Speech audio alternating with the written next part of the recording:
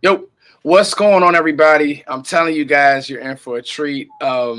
He's the new face on the channel. His name is James Foster. He used to be previously with A to Z Sports Film Sessions, and now, well, A to Z Film. It was A to Z Film, James.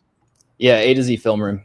A to Z Film Room, and now he's working with the 33rd team, writing great articles. He's a film guru. This guy, just to do a background on him, he's somebody that you guys know me. You can't fluff when it comes to film, and somebody who really does great work. And I think that James is top of the line. He's one of those people that's a rising star in the film community.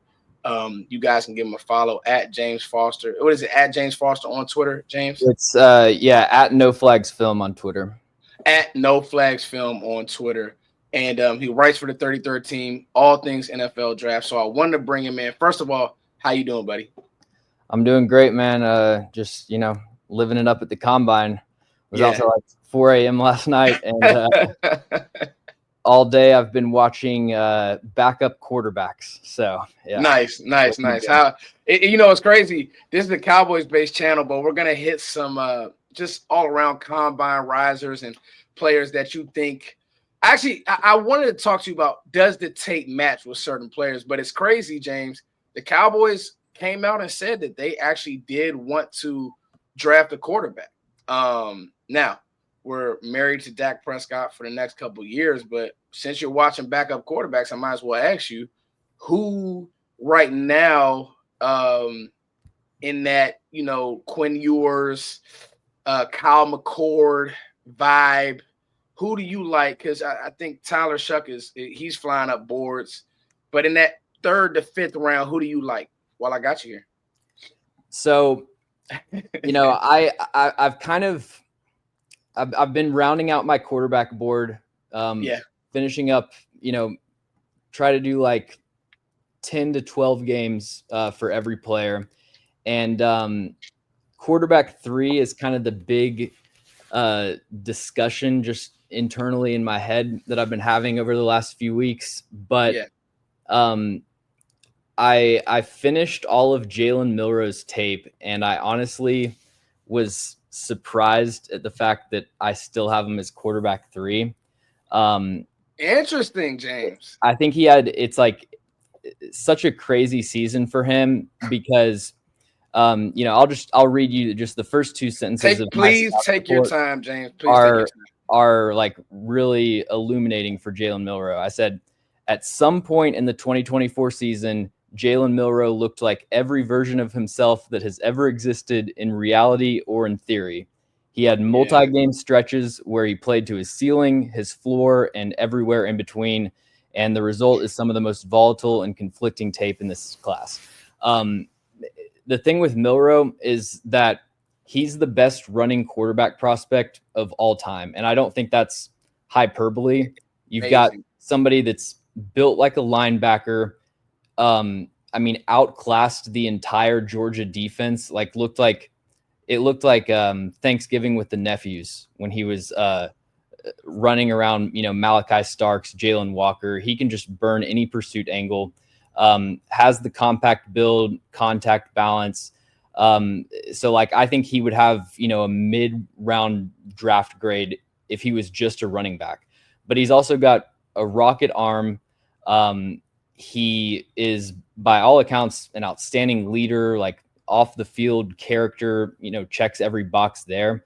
And even though he was a bit erratic on tape this year, I thought he still showed significant improvement. Like heading into the year, based on, watching him this summer, I thought he was kind of 2 years away from being 2 years away. Like just didn't read the field well, was unable to attack the middle of the field specifically. He had a 32% pressure to sack rate in 2023, which is unheard of. But he cut that down to 18.5%, was so much more confident targeting the middle of the field, showed the ability to climb the pocket, keep his eyes downfield, get to his second and third read, hit backside digs. Like he needs a redshirt year, and there's a lot of development that needs to happen. But Especially considering I'm just not a huge Jackson Dart or Tyler Shough fan. I love it, James. Bring the heat. Still riding with Jalen Milroe as quarterback 3. And this is the beauty of the draft, James, because you can talk to 10 different people about this class in general. You can get 10 different answers. I just did a top 5 video on possible targets in the 3rd to 5th round for the Cowboys to draft a possible quarterback.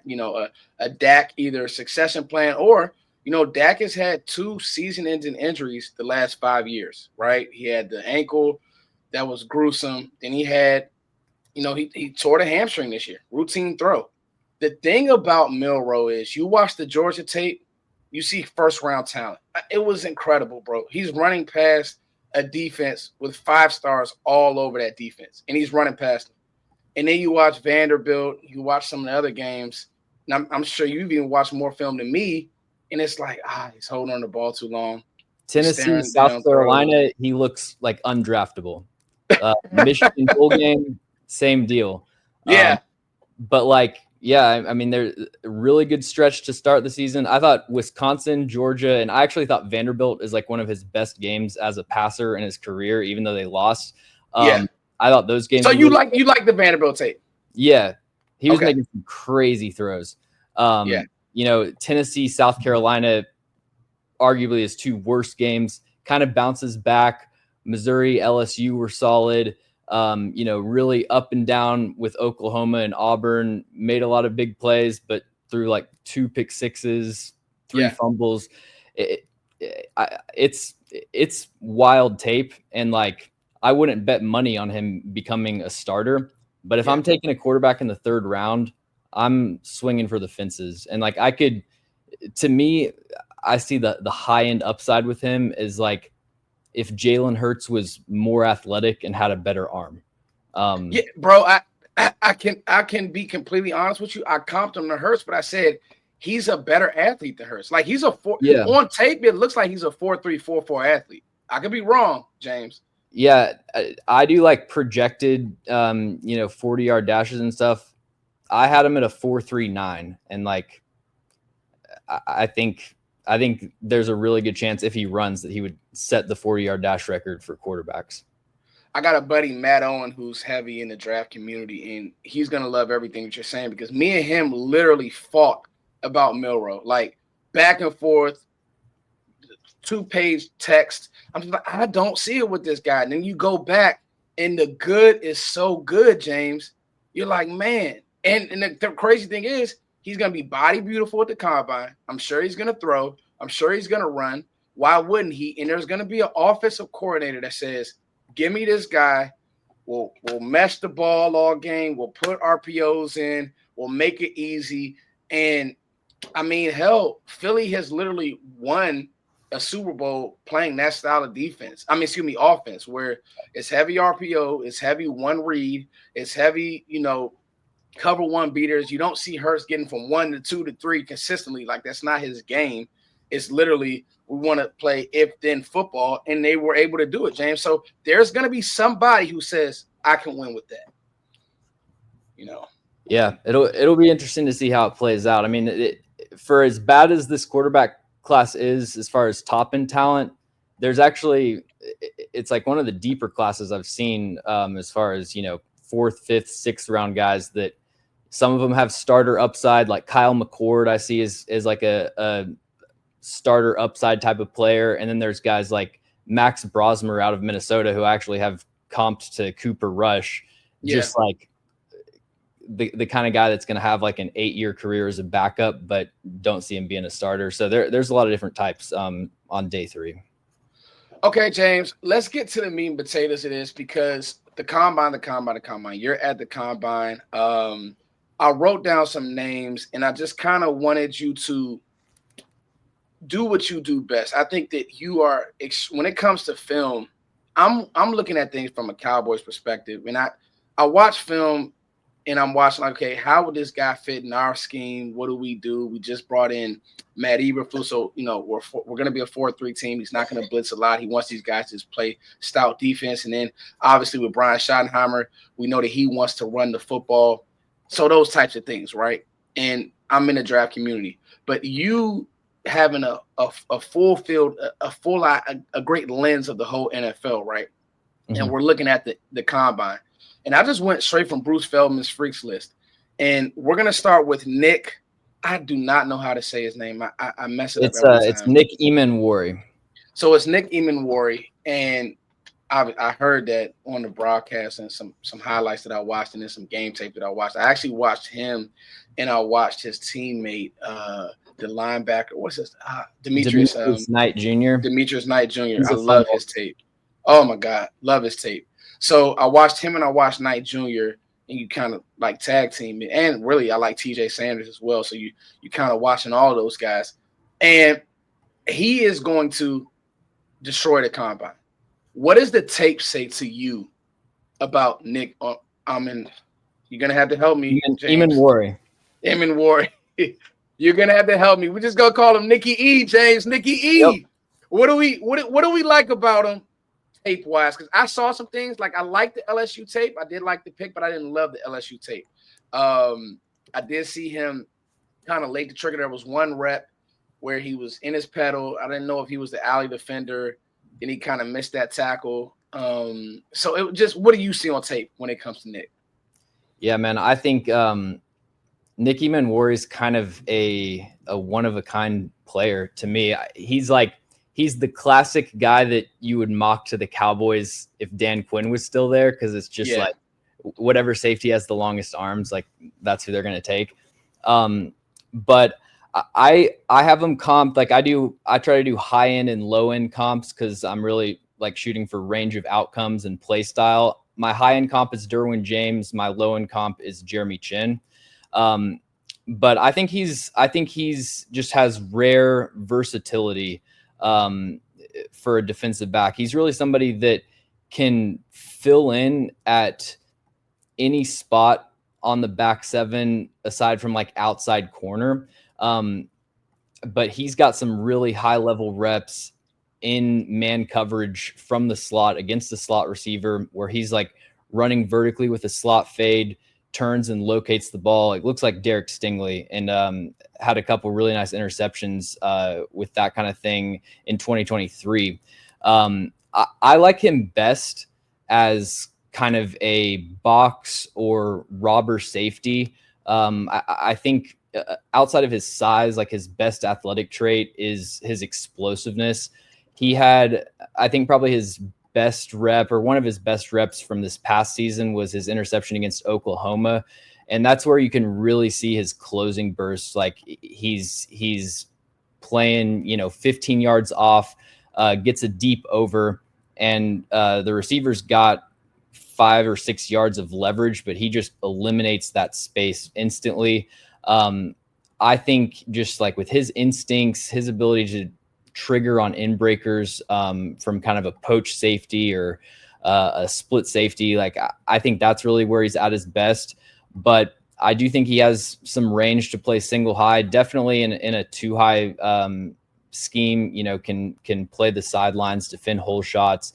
He's a tenacious run defender. Yes. Has no problem, shedding blocks, fitting the run in the box. So, I think he's a guy that like gives he's a Swiss Army knife that gives your defensive coordinator so much flexibility when they're rotating and disguising coverages, because you can just kind of plug him in anywhere.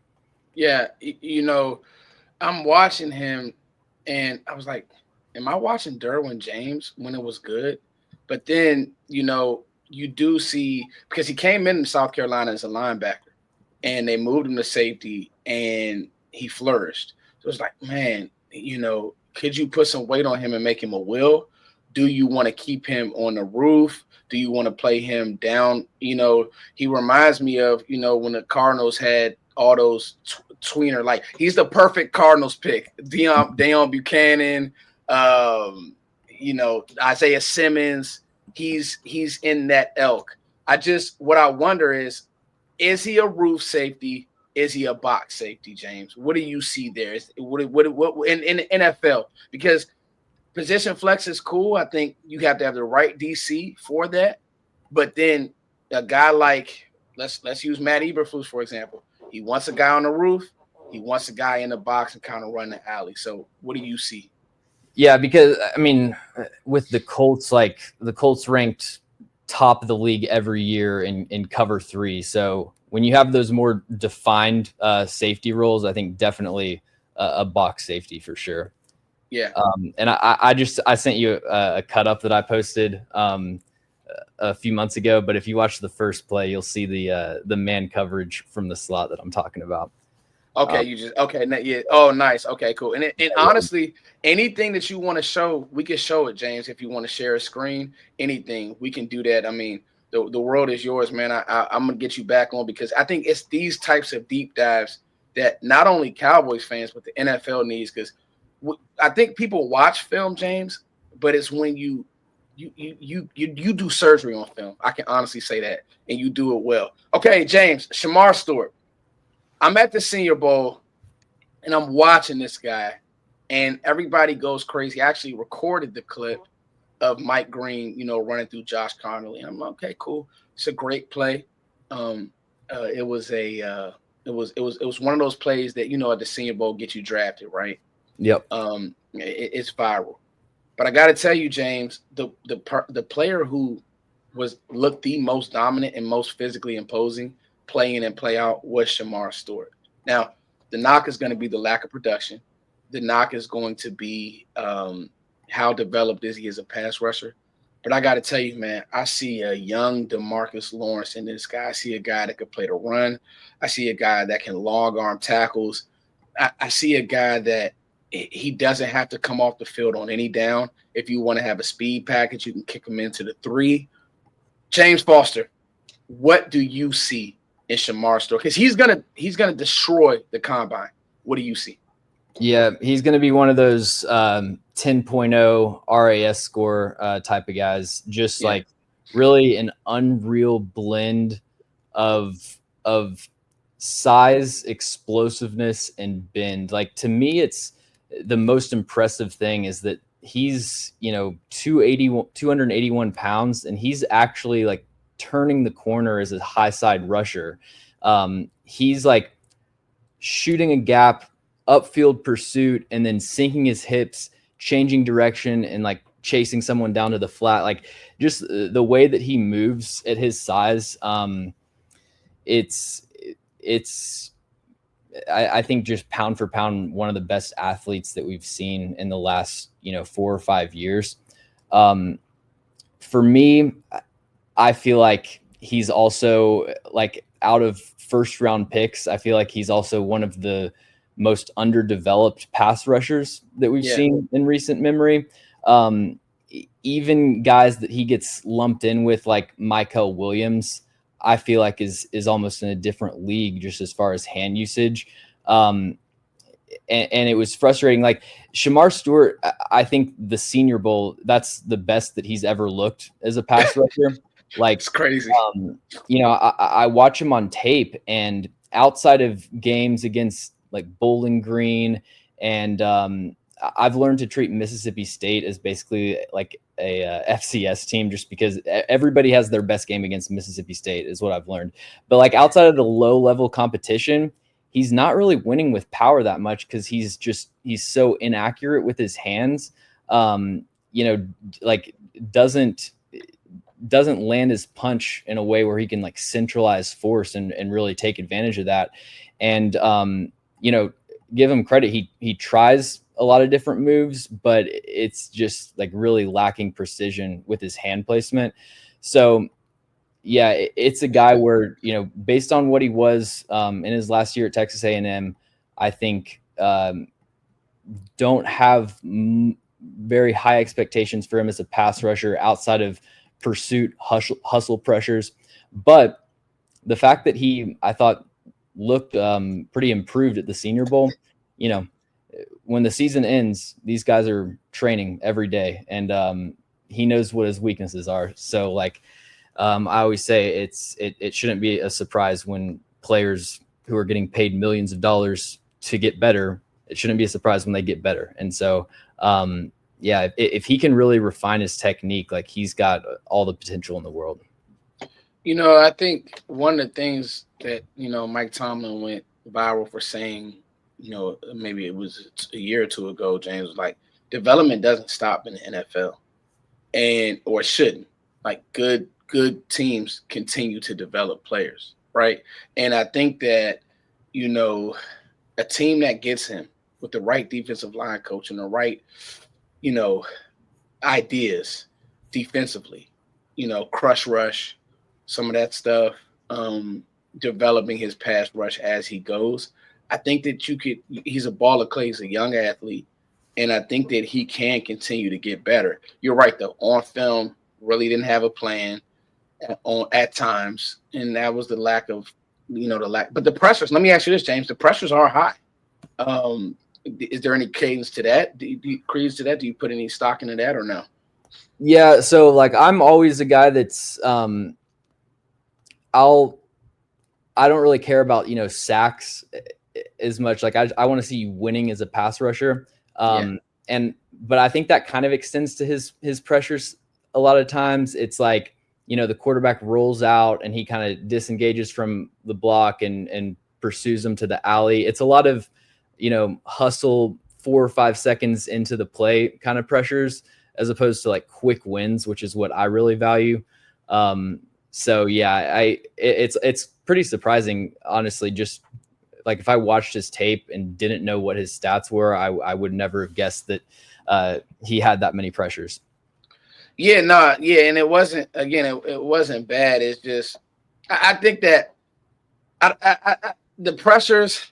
You're right. When you deep dive into the pressures, it's one of those things. Is like it needs to be. He needs to get home, right?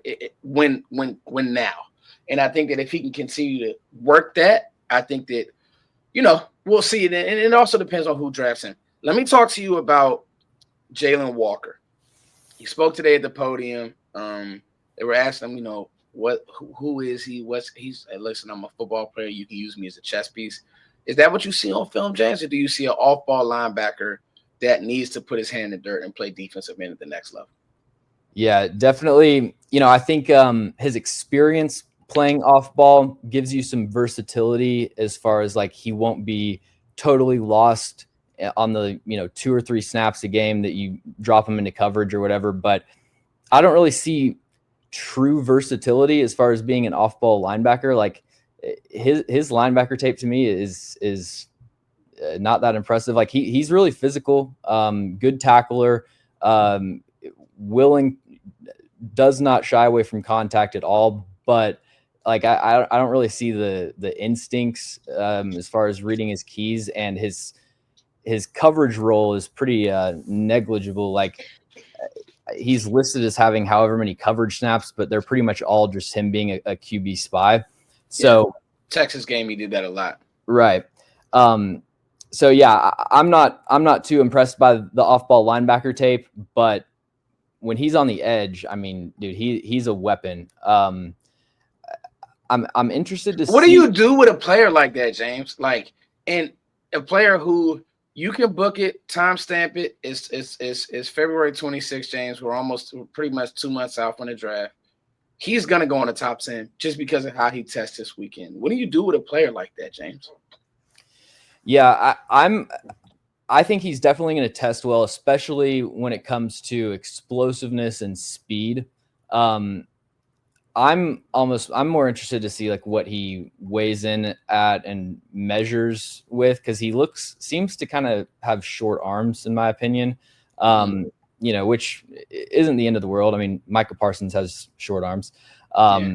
But yeah, man, I would play him as a full-time edge rusher and let him really get his first ever chance to refine his pass rushing plan and like sequence moves together, because he's got a decent collection of moves. Like he goes with the long arm. I like the way it kind of plays off of each other, because he's got the long arm that kind of plays into the stab chop, and then he'll use like a ghost move. So they all kind of look the same, but he's able to attack different different entry points into the pocket, and then has a really like swift inside counter. If you watch the Kentucky game, That's where he first. I love the Kentucky tape. I like that more than the Texas tape.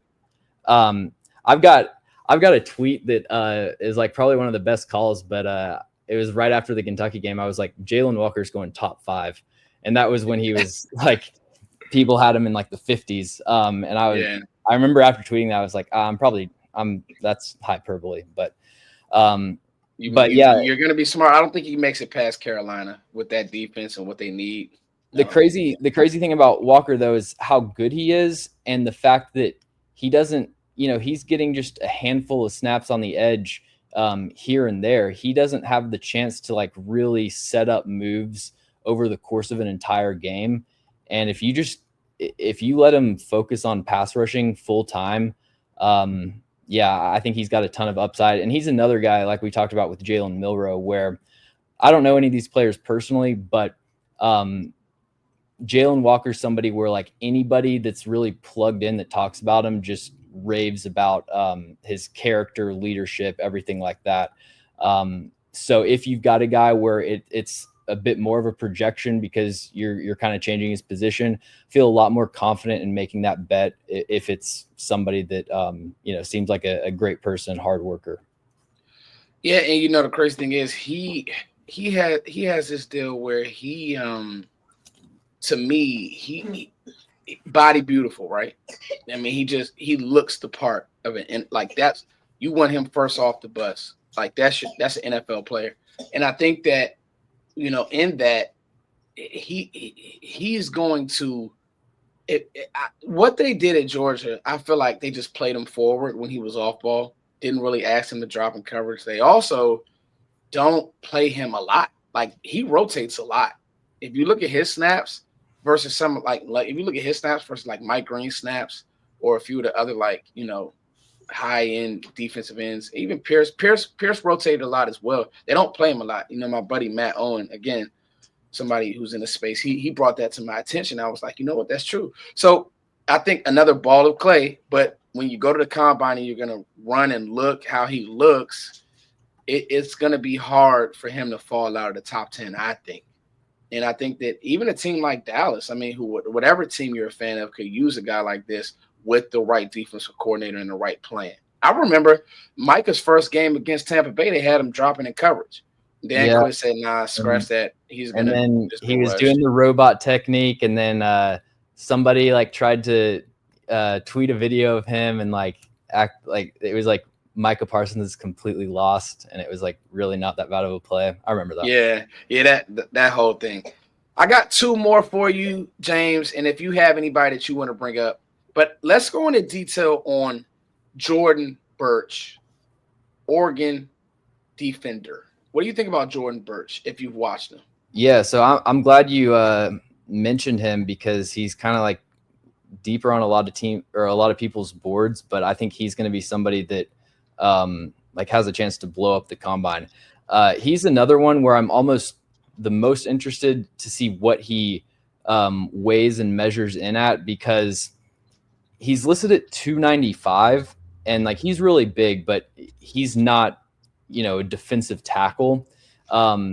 So I was just gonna ask you, where do you play him? Is he a 3? Is he a 5? Like, what do you know? No, he's a 5. And I mean, for those of you who don't know, a 5 technique. So we're talking about we can start talking draft talk and coach speak, but it's the 1 a nose, a 3 tech, and then a 5 is on the edge. So yeah. I think of this edge class, I think that Jordan Burch is the best power rusher. And he's somebody that's kind of been on draft radars for a while. So I've watched, this is like my 3rd season watching his tape, and he just his tape just never moved me, at least as a pass rusher. Like I didn't really see anything with him. And then I watched him this year, and like I said, I do individual skill ratings for like every player in the class, and I have him as the best power rusher, wins so consistently with his long arm and bull rush, and then has a really effective cross chop as well. He's at his size. I mean, he's got special burst and bend. Normally with guys of this prototype, it's like Yeah, it's great that they played edge in college, but they're not really going to win the outside track against NFL tackles. I think Jordan Burch has a chance to. Um, he's still got to continue to develop his counters. Had a couple nice reps this year with a spin move, but it's really just power and then cross chop. So, continue to build up that plan. But I think he's got a lot of upside as a pass rusher. My one issue with him is that for his size, he should be so much better against the run. He had 5 run stops in 2024, which is like a tackle for a negative play, basically, or an unsuccessful play. He's like, does a good job setting the edge and, doesn't get pushed around or anything, but you want to see him make a lot more plays in the backfield in the run game. No, I agree. And I think that, for me, when you talk about Burch, like I like Burch. I just the size is special, right? But you need more splash plays, right? You want more. I feel like you want more plays that pop, and so if he can get some of that, I think that's gonna be, people are gonna love that, and scouts are gonna love that. All right, one more, James. I want to talk to you about Savion Williams. Now, let me set the table here. There were times that I saw on film where I'm like, this guy is doing good receiver stuff. Yeah. End breakers. I also know the Cordell Patterson, Laviska Shenault, just insert a gadget guy. That's coming. The difference with those guys is, hey, man, they're not 6'4", 6'5". I see an athlete that's 6'4", 6'5", and again, with the right coaching, like if he was at Ohio State with Brian Hartline, would he be a better athlete? Would he have been a better receiver? Would he have known more and had more receiver chops? What do you think about Savion Williams? Because it's also one of those things where it's like, did they use Williams as a weapon because he was just that dominant, or did they use him as a weapon because he just didn't have the receiver chops? Yeah, so I'm a big fan of Savion Williams, but right. I think he's one of the most boom bust volatile players in this class. Like I could see him ranking in the top 3 of like rookie of the year voting. I could see him being off the team that drafts him, a year or 2 into his rookie contract. But man, his tape is really exciting. So we'll get official measurements, but from the summer, he was verified at 6'036", so just under 6'4", 228 pounds, which is 97th percentile for receivers. He's got over 33-inch arms. Bruce Feldman has him with a 40-inch vertical, and he's not completely polished, but you see flashes on tape of him checking essentially every box that you want to see for a receiver. Like he's carving up press man. He's got a bunch of different releases. He can get in and out of horizontal breaks efficiently. He can decelerate, separate on stops and comebacks. He's one of the best contested catch receivers in this class. I think his career contested catch rate is 71 or 73%. So like he can really high point the ball, contort his body, make difficult adjustments, and then just a weapon after the catch. So I agree with the point that you made kind of earlier, where it's like the Cordell Patterson comp makes sense, but and I have that as one of my comps, but to me, he's like the ideal version of Savion Williams is like a blend of Brandon Ayuk and Cordell Patterson. Where he can be that, yak gadget guy, but also, line up and be your X, be a real receiver, run a much more complete route tree. The biggest concern with him is that, the drop issues, but yeah. And like everybody compares him to Quentin Johnston, which I don't think is accurate at all, because when you watch Quentin Johnston at TCU, he just never looked natural catching the football in any situation, whether it's an open catch, whether it's tracking it down the field, a jump ball, anything like that. Savion Williams, if you throw him a goal line fade or you throw him a 30-yard deep post or, anything deep down the field that's high difficulty, he looks like he has elite ball skills.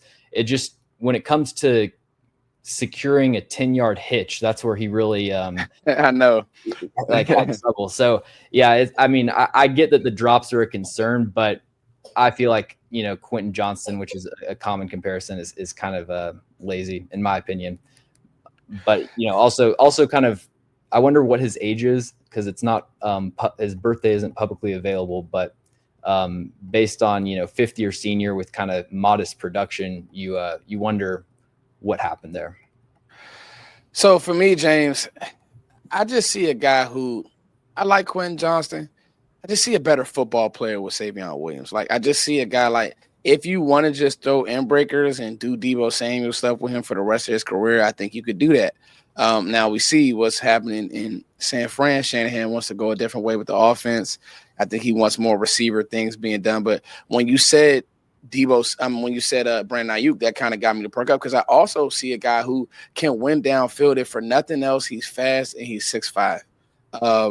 The thing is, 100%, what is the deep ball tracking like in certain offenses? What is the route tree like in certain offenses? Can he snap off, a deep dig, a bang eight? Can he do that stuff consistently? If he can do that, or at least be developed in, then I feel great, James. If he can't, then it's one of those things that there goes your bust deal. So yeah, that'll be interesting for sure. James, let me ask you this. Is there anybody else that we didn't talk about that you think is going to blow the combine up? Well, we kind of know these guys that it's like he needs to be on Cowboys fans' radars, NFL fans' radars, just NFL draft community radar. Is there somebody that we didn't talk about? Yeah, there's a lot of players that we didn't talk about, but I'll try to keep it to one. No, give me a few. Give me a few names. And just give me the cliff notes. Yeah. All right, man. Yeah, I'll give you the cliff notes. So I think that scrolling down the board here, I think Elijah Arroyo out of Miami, the tight end. Yeah, I think he has a chance. Like, I could see him running the fastest 40 time out of this tight end class pretty easily. I think that one of my guys in this class is Azariah Thomas, the cornerback out of Florida State. He was really good this Senior Bowl. Like him on the edge. Yeah. He's, 6'1.5", 191 pounds, has the prototypical like press corner frame, but he's so fluid. I think his 40 will be like, 4.45. I think he'll, check the box. He's not blazing speed. I'm interested to see. I feel like he, as far as like size adjusted 3-cone and shuttle, I just think his fluidity is what's most impressive about him. And then one more that I'll say is Darian Porter, another corner out of Iowa State. He set the Iowa State record for, I think, the 400 meter. And I know that the Senior Bowl, they do the zebra tracking. He had the fastest miles per hour, the second fastest in Senior Bowl history, only eclipsed by Tariq Woolen, which is my comp for him, because he's 6'2", 197, 33-inch arms, going to run in the 4.3s. I'm sure he will not do the 3-cone because that's not his game, changing directions. But just as far as linear athlete, he's arguably the best in this class, regardless of position. Yeah, I was, when he was at the Senior Bowl, it was good, it was bad. I didn't think he played that great. Like, you talking about Porter, right? Yeah. Yeah, no, I agree. And it was like, I had him on my watch list as a guy who was like, I'm ready. Like, I want to see it. And it just didn't hit. But I also think that it's a tough setting if you're not ready for what's going to be thrown at you. Like, I thought Maxwell Harrison was, to me, in coverage, the stickiest corner there. And then, I even liked the Louisville kid as well. Riley. Yeah. Quincy Riley was really good. And so, you know, but they have some of that inside outside flex where it's like, I think Porter is a true edge guy. I think Thomas is a true edge because Thomas struggled, you know, trying to chase around the Oregon kid. Yeah. You know, he struggled trying to chase around Ted. So, but in that, there is a role for these bigger corners in the league, especially if you're playing 3, especially if you're, you know, you're just asking these guys to get up, jam, run with guys. I think that so Porter will be interesting for sure. It's going to be scheme with him. That's what I feel. Yeah, it's going to be scheme. Hey man, I listen, James, we got to do this again. Maybe I'll bring you. I would love to have you on after the combine and get some more of your thoughts because this wasn't enough time. I know you have things that you're going to be doing for the rest of the combine, but man, what a show. We got a lot covered. We got a lot talked about, guys. Ladies and gentlemen, James Foster, we're introducing him to the channel, but he's going to actually be back on YouTube here soon, shortly. We're going to be bringing him back. We want to get his views and his subscribers up because this guy's a wealth of knowledge. Thank you so much for coming on, bro. Yeah, man. Thanks for having me. Yep, for sure. All right, guys, it's your boy Footsdaking. This video was brought to you guys by BetUS. BetUS, all your betting needs. Make sure that you guys bet responsibly. James Foster, Footsdaking. We will see you guys later. Much love. Peace.